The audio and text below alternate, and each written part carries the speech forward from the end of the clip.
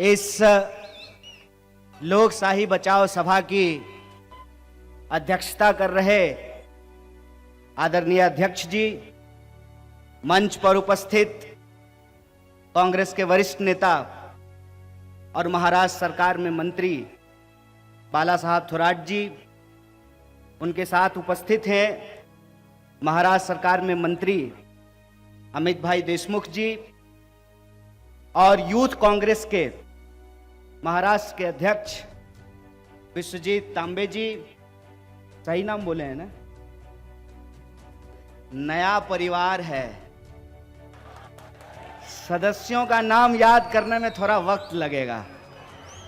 सत्यजीत तांबे जी और पुणे के इस सिटी के अध्यक्ष भाई रमेश जी, और जैसा कि अपने वक्तव्य में ऑलरेडी बता चुके हैं मोहन दादा, कि जब मैं दूसरी पार्टी में था तब से ही वो मुझे इस कार्यक्रम में लाने का प्रयास कर रहे। तो हमारे प्रिय, हमारे आदरणीय मोहन जोशी जी, और मेरी आवाज जहां तक भी पहुंच रही है, आप तमाम आदरणीय बुजुर्गों का, नौजवान दोस्तों का, माताओं बहनों का, किसान मजदूर भाइयों का, दुकानदारी करके, ठेला रिक्शा चला करके, बिजनेस करके, मेहनत मजदूरी करके, अपने खून पसीने की कमाई से अपने परिवार का भरण पोषण करने वाले आप तमाम नागरिकों का मैं क्रांतिकारी इस्तकबाल करता हूं, आपका हार्दिक अभिनंदन करता हूं। दोस्तों, आप सब जानते हैं कि आज सोनिया जी का जन्मदिन है, लेकिन यह तय किया गया है, उन्होंने तय किया है, कल जो दर्दनाक घटना घटी जिसमें जनरल रावत, उनकी पत्नी, उनके साथ साथ 11 और आर्मी पर्सनल्स की जो असामयिक दुखदाई मौत हुई है, उसके चलते हम लोग पूरे देश में कोई सेलिब्रेशन नहीं कर रहे हैं।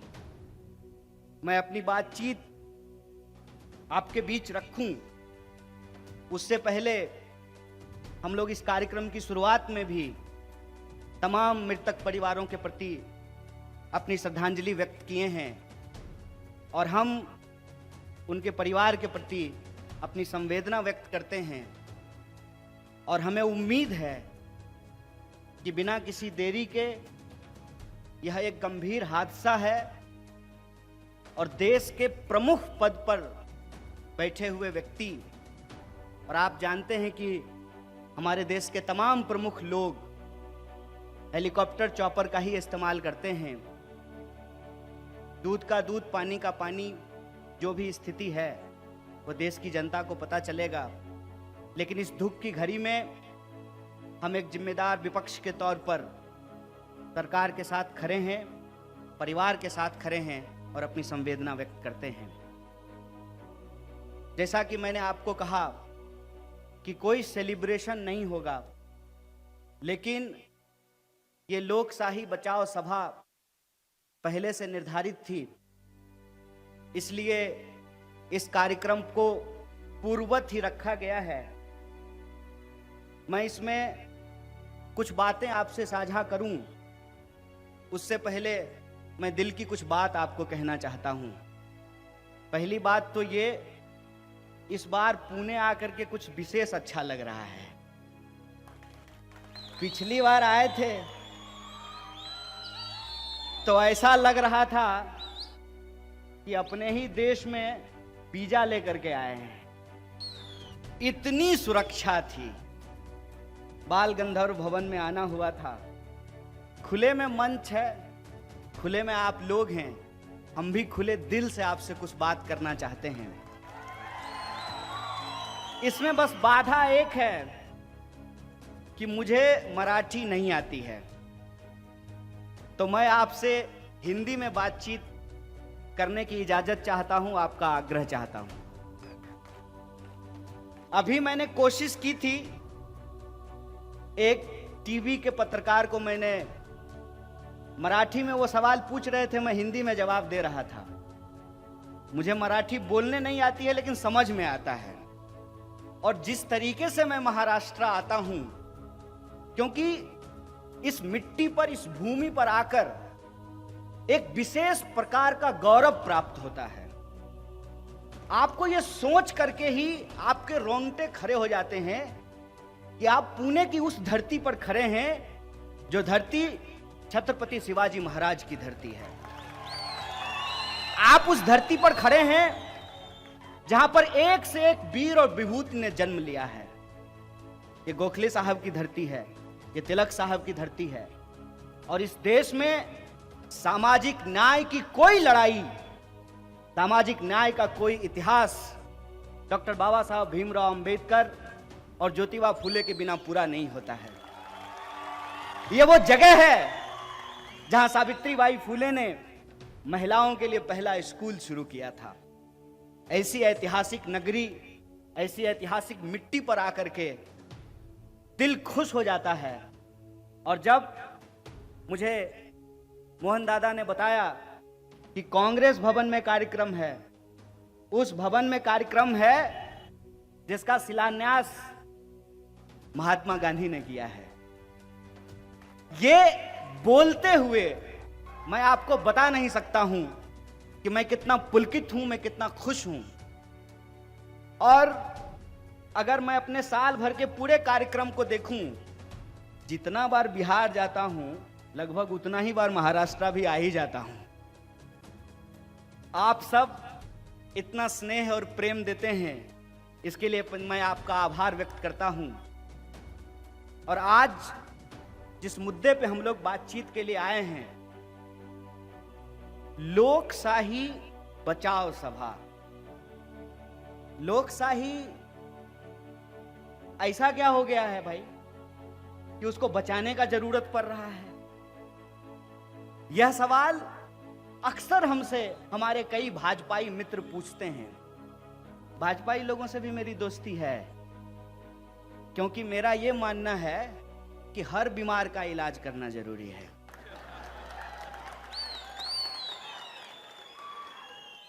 बीमारी से दूर रहना है, बीमार से दूर नहीं रहना है। एक पत्रकार ने आज हमको पूछा कि मोदी जी के सामने क्या विकल्प है।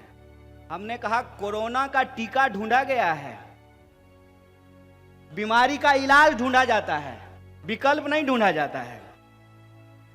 यह बात अगर मैं इतने दावे से कह रहा हूं, कुछ तो प्रमाण होगा ना। अगर मैं कहूं कि मैं पीएचडी हूं और आप में से कोई सुधीजन अगर डिग्री मांग ले तो डिग्री दिखाना पड़ेगा ना। प्रधानमंत्री तो है नहीं कि बिना डिग्री दिखाए काम चल जाएगा। तो जब मैं ये कहता हूं, या हमारे जैसे तमाम कार्यकर्ता जो कांग्रेस पार्टी के हैं, जो दूसरे दलों के भी हैं, और एक मैं भूल सुधार कर देता हूं भाई, मेरी जरूरत कांग्रेस को नहीं है। मैं समझता हूं मेरी जरूरत कांग्रेस है। और सिर्फ मेरी जरूरत नहीं है।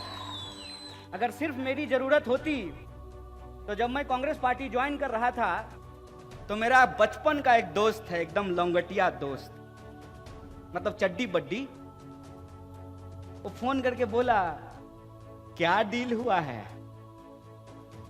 हम बोले वो जो मंगलयान जा रहा है ना, कुछ दिन पे मंगल पे अपार्टमेंट बनेगा तो राहुल गांधी हमको वहां डुप्लेक्स फ्लैट देंगे। इस नजरिए से मुझे या कांग्रेस पार्टी को देखना बंद कर दीजिए, ये मैं आग्रह कर रहा हूं आपसे।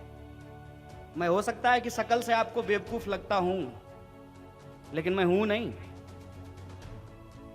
तो आप मेरी सूरत पे मत जाइए, मेरी समझदारी पे भरोसा कीजिए। मैंने इस देश का इतिहास बड़ी शिद्दत से पढ़ा है। मैं प्रधानमंत्री की तरह इतिहास में फेल नहीं हुआ हूं। मेरा मार्कशीट देख सकते हैं आप। और जब इस देश का इतिहास हमने बड़ी शिद्दत से पढ़ा है तो हम ये जानते हैं कि हमको इस देश को आपको, हर उस इंसान को जो बराबरी और न्याय में भरोसा रखता है, उसको कांग्रेस पार्टी की जरूरत है। और मैं बार बार कहता हूं, यह सवाल एक पार्टी का नहीं है, एक चरित्र का है। कांग्रेस पार्टी एक ऐसी पार्टी है जो अपने आप में पूरी भारतीयता को समेट करके चलता है किसी में हिम्मत, कर सकता है कोई कि एक ही मंत्रिमंडल में, नेहरू जी की मंत्रिमंडल में श्यामा प्रसाद मुखर्जी भी थे और डॉक्टर बाबा साहब भीमराव अंबेडकर भी थे। मैं ये क्यों कह रहा हूं? मैं ये इसलिए कह रहा हूं कि बचपन से एक शिक्षा दी जाती है, उत्तम मार्ग मध्यम मार्ग होता है। मध्यम मार्ग कहने का क्या तात्पर्य है?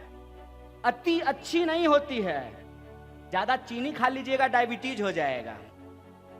कुछ भी अच्छा अति नहीं होता है। इसीलिए तो वो कहावत है ना, अति का भला ना बरसना, अति की भली ना धूप। अतिवाद अच्छा नहीं होता है और इस देश का स्वभाव ऐसा है कि हमको अतिवाद पसंद नहीं है। तो जब मैं कहता हूं कि कांग्रेस का चरित्र इस देश का चरित्र है, तो इसका यह तात्पर्य है कि हम एक बगीचे में हजारों तरीके का फूल खिलाना चाहते हैं। इसीलिए हमारा रंग एक रंग नहीं है, बहुरंग है, जो तमाम संस्कृतियों को अपने आप में समेटे हुए है। और मेरा यह दावा इसलिए है कि मेरा व्यक्तिगत अनुभव है।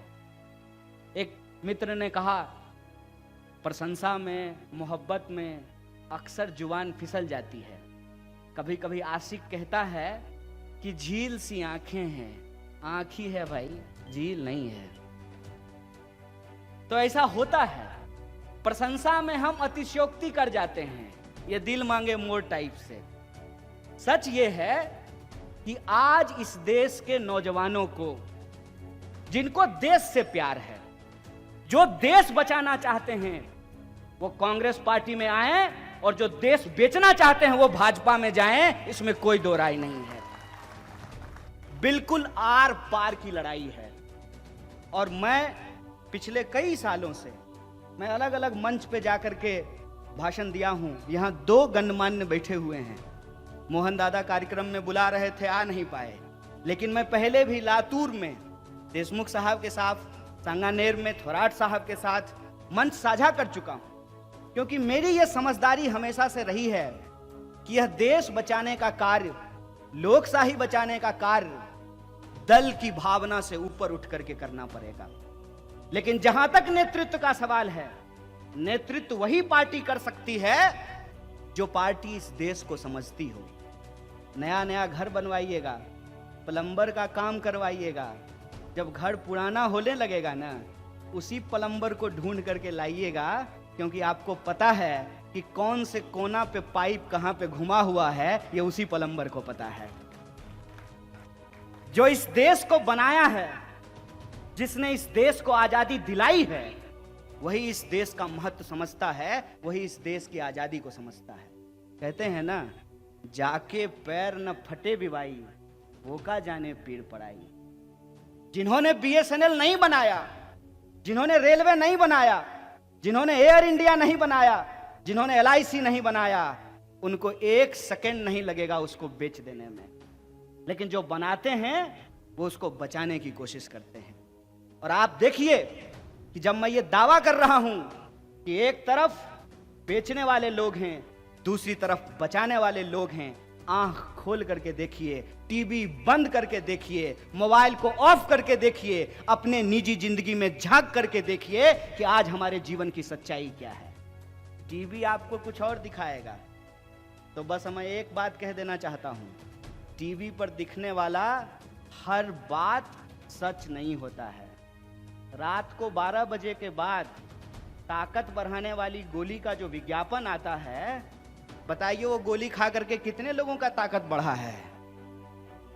टीवी पे दिखने वाला हर चीज सच नहीं होता है। हेमा मालिनी आकर के कह देंगी केंट देता है शुद्ध पानी, तो उससे पानी शुद्ध हो जाएगा। और तेंदुलकर साहब आकर के कह देंगे ठंडा मतलब कोका कोला, तो कोका कोला ठंडा हो जाएगा। अब फेयर एंड लवली 75 बार मुंह में लगा लेने से भी मुंह गोरा नहीं हो जाएगा। अगर टीवी पे दिखाने वाली ये सारी बातें सच नहीं हैं, तो जब इस देश का एक बड़बोला व्यक्ति आधी रात को खड़ा होकर के कुछ भी बकवास करे, तो आप ये मत सोचिए कि आपका भला हो रहा है। देश के नाम पर दोस्तों का भला किया जा रहा है, यह बात आपको समझना पड़ेगा। और दोस्त कौन है, मैं उदाहरण देकर के बताता हूं कि दोस्त कौन है। जियो जब आया था तो प्रधानमंत्री जी अखबार में विज्ञापन देकर के धन धनाधन करवा रहे थे, याद है कि नहीं है? और बीएसएनएल के बारे में कहा जाता था भाई साहब नहीं लगेगा। बीएसएनएल क्रिकेट का जब मैच होता था, चौका मारा जाता था, तो विज्ञापन आता था कनेक्टिंग इंडिया। कनेक्टिंग इंडिया को ये लोग सेलिंग इंडिया कर दिए हैं, लूटिंग इंडिया कर दिए हैं। और जब जियो आया तो फ्री में बांटा, ले लिए सब लोग। आज जियो कितने में भरवा रहे हैं? बीएसएनएल की याद आती है कि नहीं आती है? आएगी। ये अपने दिमाग में डाल लीजिए कि अगर सरकारी अस्पताल पूरी तरह से बेच दिए जाएंगे, अगर सरकारी सड़कें पूरी तरह से बेच दी जाएगी, सरकारी रेलवे पूरी तरह से बेच दिया जाएगा, तमाम सरकारी संस्थान यदि समाप्त कर दिए जाएंगे, तो प्राइवेट सेक्टर भी ठीक से काम नहीं करेगा। मैं प्राइवेट सेक्टर का विरोधी आदमी नहीं हूं, मैं बस सच बोलने की कोशिश कर रहा हूं। मेरा व्यक्तिगत अनुभव यह है कि एम्स अगर होता है ना, तभी फोर्टिस उससे कंपटीशन करता है। अगर पुणे यूनिवर्सिटी है, तभी प्राइवेट कॉलेज और इंजीनियरिंग के कॉलेज उससे कंपटीशन कर रहे हैं, सिम्बायोसिस उससे कंपटीशन करेगा। यह हकीकत है। इस हकीकत को हमको टीवी में नहीं, अपने जीवन में देखने की जरूरत है। क्या कहते हैं? ऐसा प्रचार कि 7 साल में पता नहीं देश क्या हो गया है ना, एकदम ऐतिहासिक हुआ है। आज से पहले 100 रुपए लीटर कभी भी डीजल नहीं बिका है। बोलिए देश ऐतिहासिक हुआ है कि नहीं हुआ है? 45 साल में सबसे ज्यादा बेरोजगारी है। और ये मैं अपने मन से नहीं बोल रहा हूं, अपने मन से अगर बोलूंगा, एक झूठ अगर हमरा पकड़ा जाएगा तो अगली बार मैं आपको जेल में मिलूंगा। सत्ता में बैठ करके आप कितना भी झूठ बोलिए, विपक्ष में रह करके तो सच का भी ऑपरेशन किया जाता है।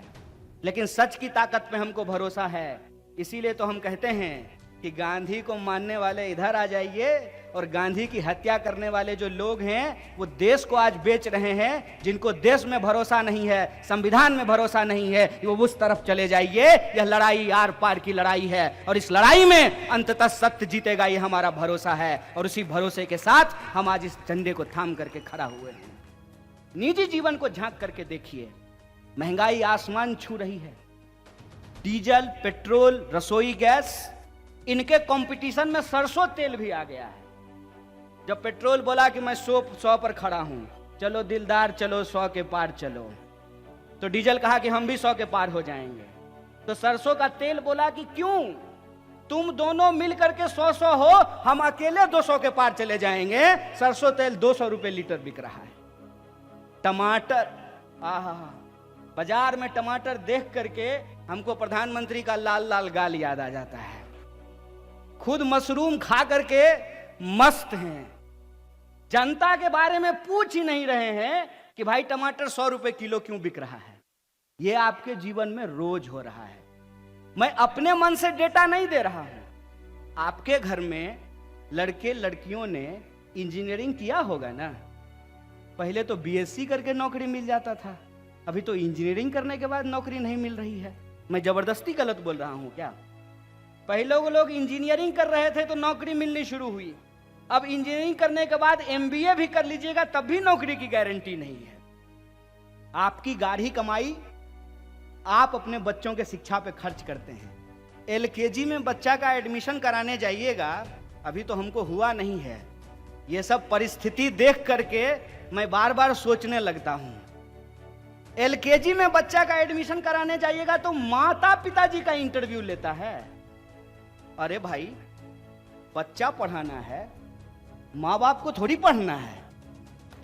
और एलकेजी में इतना डोनेशन ले रहा है जैसे एमबीबीएस का एडमिशन दे रहा हो। 5 लाख 4 लाख, ये आपके रोज का जीवन है। और इस रोज के जीवन को छोड़ करके व्हाट्सएप पे जो मैसेज आता है ना, फटाफट 10 लोगों को फॉरवर्ड कीजिए, सारी मनोकामनाएं पूर्ण हो जाएगी। कितना बार फॉरवर्ड किए हैं, कितनी बार मनोकामना पूरी हुई है, विचार करके देखिए। मैं जितनी बातें कह रहा हूं, क्या ये सिर्फ कांग्रेस की बात है? क्या ये सिर्फ एक पार्टी की बात है? आप मुझे सोच करके बताइए, कोरोना आया तो खाली कांग्रेसी लोगों को परेशानी हुआ कि भाजपा के लोगों को भी परेशानी हुई होगी? डेंगू का मच्छर जात पूछ करके काटता है कि नहीं भैया, बिहारी है तो काट लेंगे, मराठी है तो नहीं काटेंगे। ऐसा है क्या? देश की जो समस्याएं हैं, उन समस्याओं का निराकरण करना यह सरकार की जिम्मेवारी है। जो सरकार इन समस्याओं का निराकरण ठीक से नहीं करेगी, उस सरकार का हम लोग 5 साल में हिसाब ले लेंगे। इसीलिए हर 5 साल में चुनाव होता है। पूरे के पूरे चुनाव प्रक्रिया को, पूरी की पूरी राजनीति को एक फालतू के बहस में उलझा दिया गया है। फालतू बहस क्या है कि आप सरकार का किसी भी रूप में यदि विरोध कीजिएगा तो आपको विकास विरोधी, हिंदू विरोधी, आर्मी विरोधी और देश विरोधी घोषित कर दिया जाएगा। काहे भाई? प्रधानमंत्री कब से देश हो गए? जब आप मनमोहन सिंह का विरोध कर रहे थे तो आप देश विरोधी नहीं थे, लेकिन हम सचमुच में, अरे वो तो पढ़े लिखे एक अर्थशास्त्री व्यक्ति थे, प्रयास कर रहे थे देश को आगे ले जाने का। ये तो पूरी तरह से एक्टर है, इसको ऑस्कर मिलना चाहिए। उसका विरोध कर रहे हैं तो वो देश कैसे हो गए हैं? और हम अपनी तरफ से कुछ नहीं बोले हैं, हम आपके नीति और आपकी नीयत को देख करके बोल रहे हैं। हम क्यों कह रहे हैं कि लोकशाही आज खतरे में है? आप सोच करके बताइए। पहले केंद्र में यूपीए की सरकार थी, उससे पहले एनडीए की सरकार थी, आजकल किसकी सरकार है? नहीं घबराइए मत, डरो, जोर से बोलिए, किसकी सरकार है? तो ये जो है, ये एनडीए यूपीए से एक व्यक्ति के नाम से सरकार कैसे हो गया? इसका अगर आप असली हाल जानना चाहते हैं तो प्राइवेट में कभी गडकरी साहब से मिल लीजिएगा, पक्का पता चल जाएगा, पक्का पता चल जाएगा। मैं बता देता हूं आपको। क्या आपको क्या लगता है ये ऐसे ही हो गया है और इससे इस देश के पॉलिटिकल कल्चर पे कोई प्रभाव नहीं पड़ा है? बिल्कुल पड़ा है। जो ही केंद्र में मोदी सरकार हुआ है, हर राज्य में अब उस राज्य के मुख्यमंत्री के नाम से सरकार चल रहा है। आप सोच करके बताइए कि आपके राज्य में सिर्फ मुख्यमंत्री हैं तो ये जो 2 लोग यहां मंत्री बन करके बैठे हुए हैं क्या करते हैं? इनका कोई काम होगा ना, ये भी कुछ करते होंगे ना, इनका भी कोई मंत्रालय होगा ना। तो आपके दिमाग में कौन सी पिक्चर गढ़ने की कोशिश की जा रही है, आप इसको समझिए। और वो जो पिक्चर है, वो पिक्चर लोकतंत्र विरोधी मानसिकता है। घर ऐसे ही चलता है।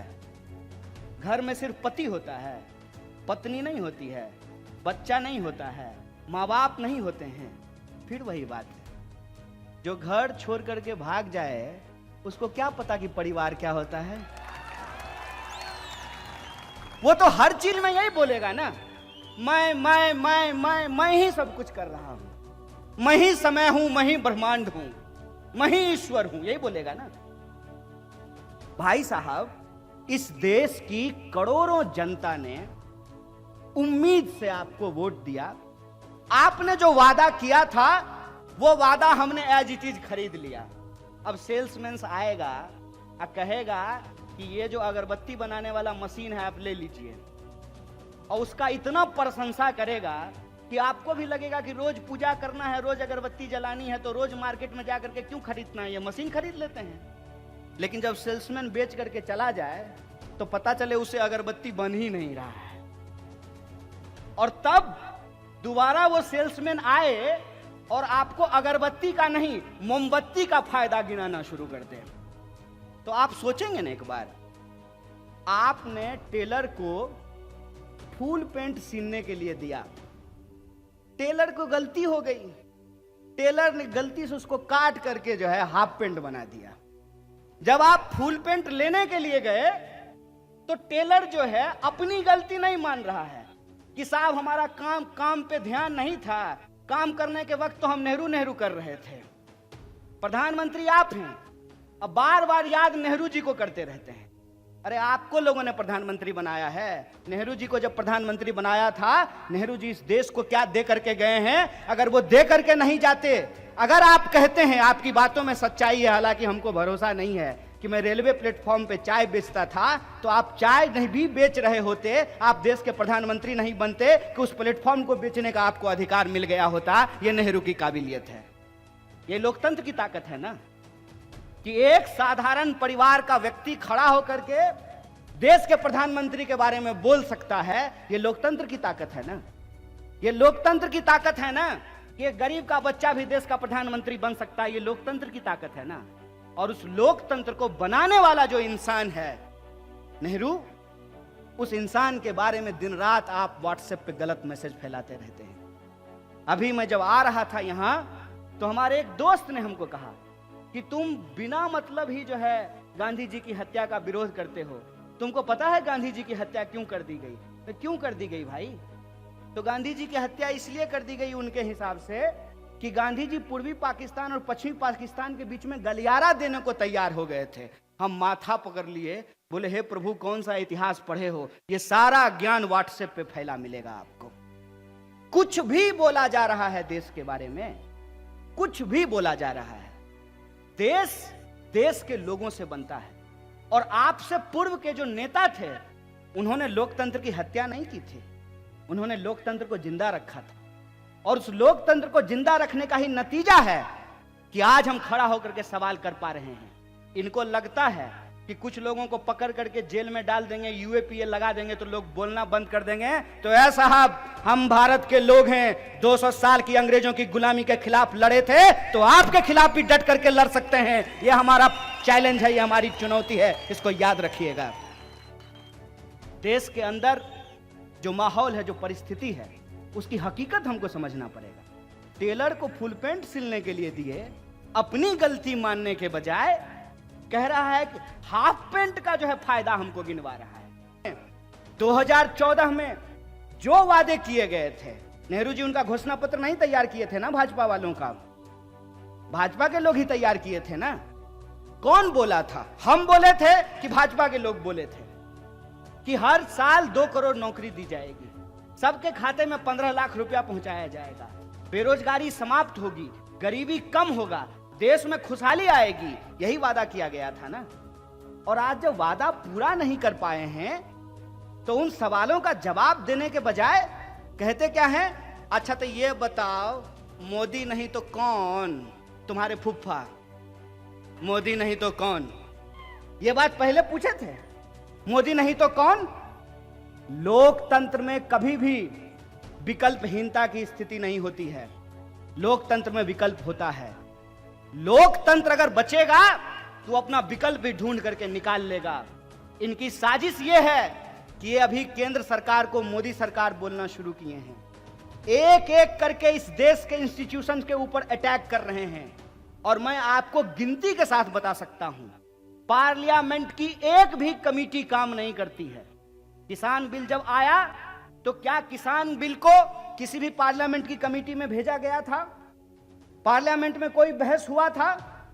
और किसान बिल जब वापस लिया गया तभी पार्लियामेंट में कोई बहस हुआ क्या? और क्या कहते हैं टीवी पे आकर के कि विपक्ष बहस नहीं करने देता है। उस पत्रकार को पूछना चाहिए, देवी जी एक बार में कितना बार चापलूसी कीजिएगा? 5 मिनट पहले कहते हैं आप उसी शो में, ध्यान से देखिएगा, 5 मिनट पहले उसी शो में आप कह रही हैं कि विपक्ष कमजोर है, और उसी शो में 5 मिनट बाद बोलते हैं कि विपक्ष पार्लियामेंट नहीं चलने दे रहा है। बताइए दोनों बात एक साथ हो सकता है?